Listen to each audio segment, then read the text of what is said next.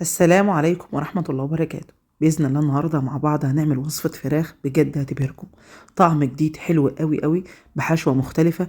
إن شاء الله لما تجربوها أنا متأكدة تعجبكم جدا. نبدأ كده في وصفتنا على طول ونشوف هنعملها مع بعض إزاي، بس يا ريت قبل ما نبدأ ادعميني كده بلايك حلو منك عشان الوصفة بتاعتي توصل لكل الناس، وأتمنى لو تشيروا الفيديو أكون شاكرة ليكم جدا جدا. اول حاجه قبل ما نبدا في عمل الفراخ لازم نعمل لها محلول نقع. المحلول ده بيفرق جدا في طعم الفراخ. اول حاجه كده معايا ميه بارده، بضيف ليها دقيق واضيف ليها ملح وسكر، معلقتين من الدقيق معلقتين من الملح معلقتين من السكر. بقلبهم كويس جدا بحيث السكر والملح يدوبوا معايا تماما. المحلول ده عايزه اقول لكم بجد رهيب، ما بيخليش زفاره للفراخ نهائي. لو بتشتكي من زفاره الفراخ جربي الطريقه دي وانا متاكده هتعجبك قوي قوي. دلوقتي هضيف ليها عصير ليمون. بالنسبة لكمية الليمون كل ما تزودي الليمون كل ما تكون أحلى وأحلى. يعني براحتك خالص تحطي 3 4 على حسب المتوفر عندك، لأنه بيشيل الزفارة نهائي. وأنا بالنسبة لي ما بستخدمش الخل خالص. الخل بحس إن هو بيظهر زفارة الفراخ أكتر، فطبعا مش بستخدم الخل خالص في نقع الفراخ. طبعا كده خلاص المحلول بتاعي جاهز معايا تمام. هنبدا نحط الفراخ بتاعتنا، وقبل ما احط الفراخ معايا كده في محلول النقع بكون شلت التجمعات الدمويه اللي بتكون موجوده هنا، واي ريش طبعا موجود في الفراخ او اي زوايد. بحطها كده في المحلول زي ما انتم شايفين كده. طبعا انا نقلتها في طبق كبير لان كميه الفراخ كتيره، فنقلتها في طبق اكبر. بالنسبه للمده انا بحطها كده على الاقل ساعتين، وبعد كده بغسلها كويس جدا وبشطفها وبسيبها كده لما تصفي ميتها تمام. ودلوقتي كده معايا في الكبه احط كده معايا بصلتين كبار مقطعهم كده شرايح، وهنضيف دلوقتي برضو حبايتين من الطماطم مقطعهم برضو شرايح بالشكل ده، وعليهم الملح. كميه الملح لكميه الفراخ اللي انا هستخدمها حوالي معلقتين. انت بتحطي الملح وطبعا بتدوقي وتظبطي براحتك خالص. واضيف فلفل اسود ومعايا كده ورق لورا وحبهان وزعتر معلقه كبيره وقطعه من الزنجبيل سواء بودره او طازه براحتك خالص، وعصير ليمونه كامله.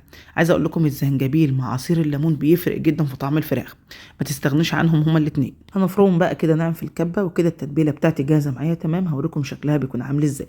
بعد ما جهزت التتبيله غسلت الفراخ بتاعتي كويس جدا وصفيتها من ميتها تماما، ودي كده شكل التتبيله قسمتها كده على جزئين، التلت والتلتين. التلت كده هركنه على جنب، طبعا ده هحتاجه معايا في الاخر وهقول لكم هنعمل بيه ايه بالظبط. والتلتين هنبدا دلوقتي نضيفهم على الفراخ مباشره. هنبدا بقى ندعك الاوراق دي كويس جدا. المرحله دي مهمه قوي قوي، لازم كده تحت الجلد تبداي تشبعي الفراخ بالتتبيله. كل ما تتبلي الفراخ وتقعد معاكي وقت اطول في التتبيله كل ما تاخدي طعم احلى واحلى. عايزه اقول لكم طعمها بيكون رهيب بجد. جربوها بالطريقه دي انا متاكده هتبهركم. عايزه اقول لكم من غير الحشوه اللي احنا هنحشيها انتوا ممكن تكتفوا بالمرحله دي وتعملوها صينيه عادي جدا، لكن احنا النهارده هنعمل لها حشوه كانك بتعملي حمام بالظبط. بصراحه طعمها خطير، مش هتحتاجي جنبها اي حاجه تاني. فانا بتبلها زي ما انتم شايفين كده تحت الجلد ومن بره ومن جوه كويس جدا لحد ما اخلص بقى الكميه بتاعتي كلها، عشان طبعا ايه ما اطولش عليكم. ودلوقتي كده هنبدا نجهز الحشوه بتاعتنا. ركنت الفراخ بتاعتي على جنب، وطبعا مده التتبيله على حسب وقتك. يعني لو قدامك وقت تسيبيها ساعه ساعتين ثلاثه، كل ما تسيبيها كل ما تبقى طعمها احلى واحلى. ودلوقتي كده جبت معايا طاسه على النار او حله على حسب بقى المتوفر عندك. حطيت كده سمنه على زيت، وبالنسبه للماده الدهنيه برضو براحتك، بس طبعا لما يكون سمنه بلدي كده مع زيت هتاخدي طعم حلو قوي قوي. وضفت كده عليهم بصلايه كبيره مقطعاها كده مكعبات صغيره. هبدا اشوح بقى البصله دي بحيث تتحمر معايا وتاخد معايا اللون الذهبي اللي هتشوفوه ده. شايفين اللون اللي انا عايزاه؟ اهم حاجه على نار هاديه. عليتي النار ممكن تتحرق وتمرر كمان معاك. كده خلاص هي اتحمرت معايا تمام. هضيف ليها كده ورق لورا وفصين من الحبهان ورشه من القرفه. انا عن نفسي بضيف لها عود من القرفه، بس في اليوم ده ما كانش متوفر عندي اعواد قرفه فضفت رشه بسيطه قوي، يعني ما تزوديش ايه في القرفه. ودلوقتي هضيف الرز. ده رز مصري عادي جدا غسلته وصفيته من ميته. الكميه اللي انا استخدمتها، انا هستخدم النهارده 5 اوراق، استخدمت ليهم كوبايه وربع من الرز. كل ورك بنضيف له كده ربع كوبايه رز. وانت عايزه بقى تزودي كميه الرز وتحطيه كده تحت الاوراق او تقدميه مع الاوراق مفيش مشكله، زودي براحتك خالص. وبعد ما تحشي تمام هتبداي بقى تسويه كده بالميه المغليه ومفيش اي مشكله خالص، وهتقدميه معاه بقى مع طبق سلطه خضراء بالف هنا وشفا على قلوبكم. دلوقتي هضيف ليه الملح فلفل اسود ورشه من الكمون. نبدا بقى نحمره بالشكل ده بحيث الرز ينشف معانا تماما، يعني تنشف ميته منه تماما عشان تاخدي احلى طعم. الرز يكون مفلفل وطعمه حلو قوي قوي مش معجن. تحمريه كويس جدا مده ما تقلش عن 5 دقائق. وبعد كده تضيفي له ميه مغليه. انا ضفت كده حوالي نص كوبايه من الميه المغليه، يا دوب كده الرز يتشربه تمام. ونبدا بقى كده ايه نستخدم الحشوه بتاعتنا على طول. بستناها طبعا لما تبرد الاول، وبعد كده ايه ببدا احشي الفراخ بتاعتي. يا دوب ضفت كده معايا نص كوبايه من الميه المغليه والرز شربها. طبعا الرز كده مش مستوي، هيكمل طبعا تسويته مع الفراخ لان الفراخ طبعا هنحطها نيه ولسه هتاخد وقتها في التسويه، فهيستوي معانا ويبقى حلو قوي قوي. هنجيب بقى دلوقتي صينيه فرن، اي صينيه طبعا متوفره عندك، ومعايا دلوقتي بصل، طماطم، فلفل حامي وفلفل بارد. وعايزه اقول لكم بقى نصيحه، يعني زودوا بقى في الخضار، يعني لو عندك بصل اكتر من كده او فلفل وطماطم زودي، طعمهم بيكون في حته تانية. عايزه اقول لكم تاكلوهم كده حاف والله العظيم من غير فراخ ولا اي حاجه. طعم الفراخ وحلاوه الفراخ كله بينزل على البصل والطماطم دول، وبيدوا طعم حلو جدا جدا فوق ما تتخيلوا. انا حطيت الكميه دي، ما كانش عندي صراحه بصل كتير، بس ندمت ان انا ما زودتش البصل والطماطم كمان.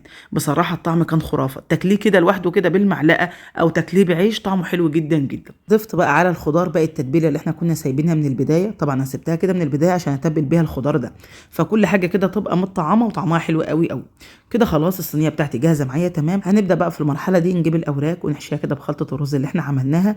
طبعا في المرحله دي كانت بردت معايا تماما، على ما قطعت الخضار بقى وتبلته كويس جدا وجهزت الصينيه كان الرز برد معايا. دلوقتي ابدا احشيه عادي جدا. اهم بقى مرحله ان انت ما تكبسيش بقى الرز، يعني ما تحطيش كميه كبيره، يا دوب كده على قد الورك ما ياخد معاكي وتبططيه زي ما هتشوفي كده معايا، وكده هو جاهز معانا تمام. عشان طبعا هو لسه هيكمل تسويه، فمش عايزين برضه ايه شكل الورك يتبهدل معانا. تمام. هنبدا بقى نكمل باقي الاوراق بنفس الطريقه اللي انتوا شايفينها دي. خطوه بقى مهمه قوي قوي لازم انبهكم عليها، ان انت ما ينفعش تشيلي الجلد الزياده اللي موجود في الورق. يعني هتلاحظوا كده وانا بغسل الاوراق ان في جلد كده ايه موجود على الاطراف. ممكن حد يقول لي ايه كنت قصيتي الجلد ده قطعتيه بسكينه؟ لا طبعا، احنا طبعا هنحشي الاوراق النهارده، فلازم الجلد كده يبقى كاسي من الجنبين زي ما انتوا شايفين كده. وده طبعا عشان الحشوه ما تخرجش معانا من الورك وتاخد الشكل اللي انت شفتيه معايا في البدايه. حبيت طبعا انبهكم على النقطه دي وانت بتشتري الاوراق. تمام. هتقولي للفراج اللي انت بتشتري منه ما تقطعش الجلد خالص، او انت وانت بتغسليها ما تقطعيش الجلد منها. كده خلاص انا هكمل الكميه بتاعتي بنفس الطريقه عشان بس ايه ما اطولش عليكم. هنبدا دلوقتي كده نجهز كده مع بعض ورق زبده. اهم مرحله بقى ان انت لازم تبلي ورق الزبده. في ناس كتيره جدا بتقول لي يا دعاء ليه بتبلي ورق الزبده؟ هقول لكم ببله ليه. اولا عشان ما يتحرقش، خصوصا لو انت مش هتغطيها بورق سلوفان. طيب لو انا هغطيها بورق سلوفان ايه الداعي بقى ان انا ابلها؟ هقول لك لو انت حطيتيها ناشفه زي ما هي كده ممكن الجلد يلزق فيها، وطبعا هيبوظ الشكل معانا خالص. لكن الميه دي بتكون عازل، فالجلد بتاع الفراخ بيكون متماسك عليها. كده خلاص هي جاهزه معانا تمام. هندخلها معانا الفرن على درجه حراره عاليه جدا. انا سخنت الفرن قبلها بربع ساعه على درجه حراره 200 في الرف الوسطاني، وبسيبها لما تستوي براحتها خالص. طبعا هتقولي لي هتستوي ازاي؟ طبعا يا جماعه بتبدا تجيب ميتها وتبدا تعرق وتجيب ميتها وتستوي منها فيها. تمام. بعد نص ساعه بالظبط بشيل ورق الفويل زي ما شفتوا كده معايا في الفرن. اول ما بنشيل ورق الفويل وورق الزبده بنلاحظ ان في ميه موجوده في الصينيه. مفيش مشكله خالص، كل اللي بتعمليه ان انت بتشيلي الورق وبتبدا الميه دي تتبخر، لان انت خلاص شيلت الغطا من عليها، فبتبدا تتبخر والفراخ كمان بتتحمر زي ما شفتوها كده في الفرن. عايزه اقول لكم ان هي ما بتحتاجش كمان ان انت تفتحي الشوايه، طبعا على حسب درجه حراره الفرن، وبتطلع بالجمال والحلاوه اللي انتوا شايفينها دي. شايفين الله اكبر.